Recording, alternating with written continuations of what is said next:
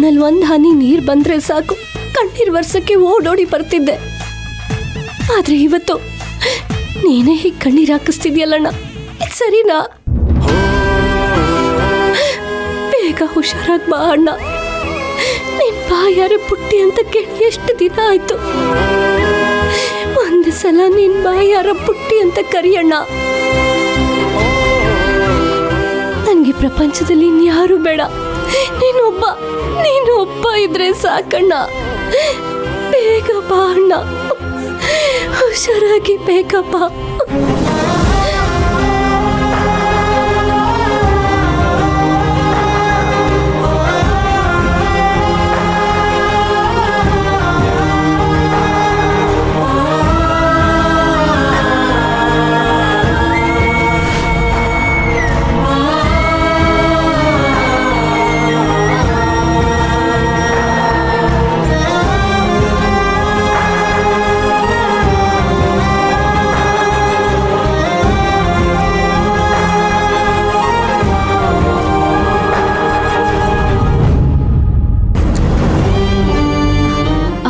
Sister, ನನ್ನ ಗಂಡ ಹೇಗಿದ್ದಾರೆ? ಅವ್ರ ಕಂಡೀಷನ್ ಹೇಗಿದೆ?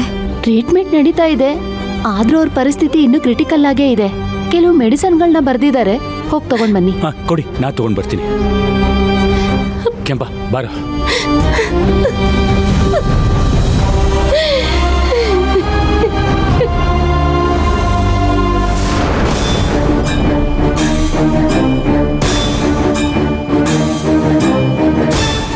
ತುಳಸಿ, ಸಾವಿತ್ರಿ, ಸ್ವಲ್ಪ ಬನ್ನಿ, ನಿಮ್ಮ ಹತ್ರ ಮಾತಾಡಬೇಕು. ಏನ್ ಮಾತಾಡ್ಬೇಕು? ಕೇಸ್ ವಿಚಾರವಾಗಿ ಲಾಯರ್ ಏನು ಮಾತಾಡ್ಬೇಕಂತೆ. ಅವ್ರ ಹತ್ರ ಮಾತಾಡೋದಕ್ಕೆ ಇನ್ನೇನು ಉಳಿದಿಲ್ಲ. ಉಪ್ಪು ತಿಂದವರು ನೀರು ಕುಡಿಲೇಬೇಕು, ಕುಡಿತಾರೆ. ಒಂದೇ ಒಂದು ನಿಮಿಷ ಬಾರಮ್ಮ. ನಾನು ಎಲ್ಲೂ ಬರಲ್ಲ, ಬೇಕಾದ್ರೆ ಅತ್ತನೆ ಕರ್ಕೊಂಡು ಹೋಗಿ. ಸಾವಿತ್ರಿ, ನೀನಾದ್ರೂ ಹೇಳೆ. ತುಳಸಿ, ಅದೇನು ಅಂತ ಕೇಳೋಣ ಬಾ ಅಮ್ಮ. ಬಾ ತುಳಸಿ,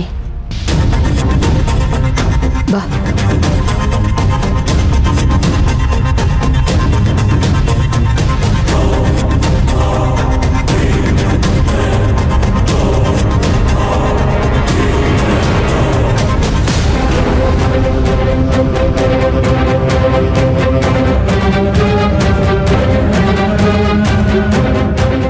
ಏನ್ ವಿಷಯ ಹೇಳಿ? ನೋಡಮ್ಮ, ನೀನೇನು ಚಿಂತೆ ಮಾಡಬೇಡ, ನಿಮ್ಮಣ್ಣ ಖಂಡಿತ ಹುಷಾರಾಗ್ತಾನೆ. ಒಂದ್ ವಿಷಯ ಮಾತಾಡಿ, ಮಿಕ್ಕಿದ್ದೆಲ್ಲ ನಿಮ್ಗೆ ಅನವಶ್ಯಕ. ನೋಡಮ್ಮ, ನಿಮ್ಮಣ್ಣ ಅಪಾಯದಿಂದ ಪಾರಾಗಿದ್ದಾನೆ, ಆದರೆ ನಿನ್ನ ಗಂಡ ಅಲ್ಲಿ ಜೈಲಲ್ಲಿ ಅಪಾಯದಲ್ಲಿದ್ದಾನೆ. ಅವನನ್ನು ನಾವು ಕಾಪಾಡ್ಕೊಳ್ಬೇಕು ಅಂದರೆ ನಮಗೆ ನಿಮ್ಮ ಸಹಾಯ ಬೇಕು. ಏನ್ ಸಹಾಯ ಬೇಕು? ನೋಡ್ತರ್ಸಿ, ನಮ್ಮ ಇಂದ್ರ ನಿಮ್ಮಣ್ಣನ ಬೇಕು ಅಂತ ಹೊಡೆದಿಲ್ಲಮ್ಮ.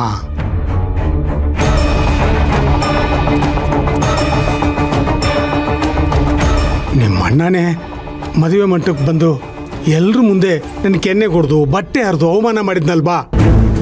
ಅದಕ್ಕೆ ನಿನ್ನ ಗಂಡ ಕೋಪದಲ್ಲಿ ನಿಮ್ಮಣ್ಣನ ಪ್ರಶ್ನೆ ಮಾಡಕ್ಕೆ ಹೋದ ಅಷ್ಟೇ.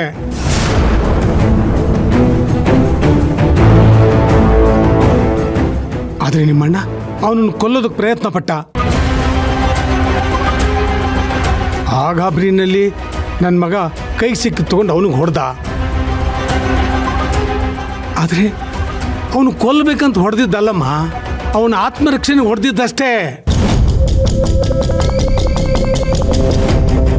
ಆದರೆ ತುಳಸಿ, ಕಾಣದೇ ಇರೋ ಸತ್ಯ ಏನೇ ಇದ್ರೂ ಜನರ ಕಣ್ಣಿಗೆ ಹೇಗೆ ಕಾಣುತ್ತೋ ಅದನ್ನೇ ನಂಬ್ತಾರೆ.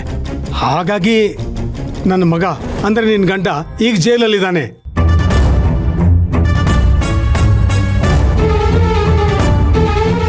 ಈ ಪ್ರಪಂಚದಲ್ಲಿ ತನ್ನ ಗಂಡನ ಉಳಿಸ್ಕೊಳ್ಳೋದಕ್ಕೆ ಎಷ್ಟು ಜನ ಹೆಂಡತಿಯರು ಹೋರಾಟ ಮಾಡಿದ್ದಾರೆ. ಸಾವಿತ್ರಿ ಯಮುನ್ ಜೊತೆಗೆ ಹೋರಾಡಿದ್ಲು. ಅಂತ ಪುಣ್ಯ ಭೂಮಿಯಲ್ಲಿ ಹುಟ್ಟಿರೋ ನೀನು ಅವ್ರ ಥರನೇ ಬಾಳ್ಬೇಕಲ್ವೇನಮ್ಮ? ನಿನ್ನ ಗಂಡನ ಜೀವನ ನೀನೇ ಉಳಿಸ್ಬೇಕು ಕಣಮ್ಮ. ನೋಡಮ್ಮ, ಅದಕ್ಕೆ ನೀನೇನು ಹೋರಾಟ ಮಾಡಬೇಕಾಗಿಲ್ಲ. ಜ್ಯೋತಿ ಹತ್ರ ಮಾತಾಡಿ ಕೇಸ್ ವಾಪಸ್ ತಗೋ ಅಂತ ಹೇಳಿದ್ರೆ ಸಾಕು.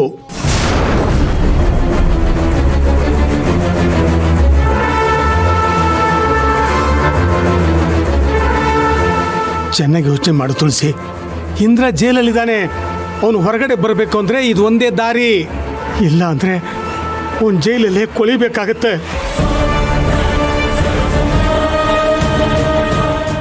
ಆದರೆ ಮುಂದೆ ನಮ್ಮ ಕತೆ ಏನು? ನಮ್ದೇನು ಬಿಡು, ಬೀಸೋ ಗಾಳಿ ಬಿದ್ದು ಹೋಗೋ ಮರ. ಆದರೆ ನಿನ್ನ ಗತಿ ಏನಾಗುತ್ತೆ ಅಂತ ಯೋಚನೆ ಮಾಡಿದೀಯನಮ್ಮ? ನೋಡಿದ್ಯಾ ಜ್ಯೋತಿ, ಈ ನಂಜಪ್ಪ ಸೊಸೆನ ಮುಂದಿಟ್ಕೊಂಡು ತನ್ನ ಮಗನ್ನ ಬಚಾವ್ ಮಾಡಬೇಕು ಅಂತ ನೋಡ್ತಿದ್ದಾನೆ. ಅಲ್ಲಿ ಅಳಿಮೈನ ಪರಿಸ್ಥಿತಿ ಹಂಗಿರ್ಬೇಕಾದ್ರೆ ಇವರು ತಮ್ಮ ಬೇಳೆ ಬೇಯಿಸ್ಕೊಳಕ್ ನೋಡ್ತಿದ್ದಾರೆ. ಎಂಥ ಸ್ವಾರ್ಥಿಗಳಿರ್ಬೇಕು ಇವರು. ಬಂದ ಮೇಲೆ ಒಂದು ಸಾರಿನಾದ್ರೂ ಅಳಿಮಯ್ಯ ಹೆಂಗವ್ರೆ ಅಂತ ಏನಾದ್ರೂ ಕೇಳಿದ್ನಾ ಅಥವಾ ನೋಡಿದ್ನಾ? ಬರ್ತಿದ್ದಂಗೆನೆ ಕೇಸು ಜೈಲು ಅಂತೆಲ್ಲ ಮಾತಾಡ್ತಾವನೆ. ಇವ್ರನ್ನೆಲ್ಲ ಸುಮ್ಮನೆ ಬಿಡಬಾರ್ದು ಮಗಳೇ. ಇವ್ರ ಜನ್ಮ ಜಾಲಾಡ್ಬೇಕು. ಇನ್ನೂ ಏನು ಯೋಚನೆ ಮಾಡ್ತಾ ಇದ್ಯಾ ತುಳಸಿ? ಹೋಗಿ ಜ್ಯೋತಿ ಹತ್ರ ಮಾತಾಡು. ಅದ್ರ ಅವಶ್ಯಕತೆ ಇಲ್ಲ.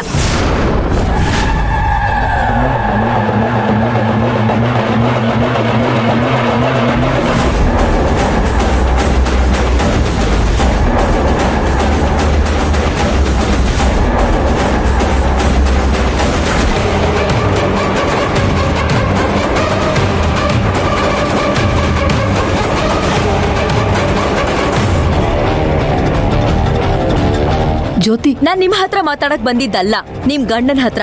ಜ್ಯೋತಿ ನೋಡಮ್ಮ, ಸಾಕ್ ನಿಲ್ಸಿ. ಇಷ್ಟೋ ತನಕ ನಿಮ್ ಸೊಸೆ ಕಿವಿಲಿ ಶಂಕ ಊದಿದ್ದನ್ನ ಕೇಳಿಸ್ಕೊಂಡೇ ಬಂದಿದ್ದು. ನನಗೂ ಊದಕ್ ಬರ್ಬೇಡಿ. ಅಲ್ಲ, ನಿಮ್ಗೆಲ್ಲ ಮನುಷ್ಯತ್ವನೇ ಇಲ್ವಾ? ನೀವು ಮನುಷ್ಯ. ಜ್ಯೋತಿ ಕಿರ್ಚಾಡ್ಬೇಡ, ಇದು ನಿನ್ನ ಹಾಸ್ಪಿಟಲ್. ಹತ್ರ ಯಾರೇ ಮಾತಾಡಿದ್ದು? ಅಲ್ಲ, ಇಷ್ಟೋ ತನಕ ದೊಡ್ಡದಾಗಿ ಇನ್ಸ್ಪೆಕ್ಟರ್ ಹತ್ರ ತಪ್ಪು ಮಾಡಿದವ್ರಿಗೆ ಶಿಕ್ಷೆ ಆಗ್ಲೇಬೇಕು ಅಂತ ಹೇಳ್ತಾ ಇದ್ದೆ. ಯಾಕೆ ನಿಮ್ ಮಾವ ಗೀತೋಪದೇಶ ಮಾಡ್ತಿದ್ದ ಹಾಗೆ ಎಲ್ಲ ಮಾಡ್ತೋಗ್ಬಿಟ್ಟ? ಇಲ್ಲ ಜ್ಯೋತಿ, ಇಲ್ಲ. ಮಾತಾಡ್ಬೇಡ, ಸೈಲೆಂಟ್ ಆಗಿದ್ಬಿಡು.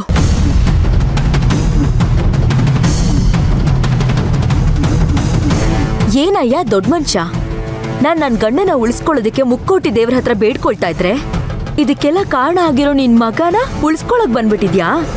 ಮನುಷ್ಯನಾ ನೀನು?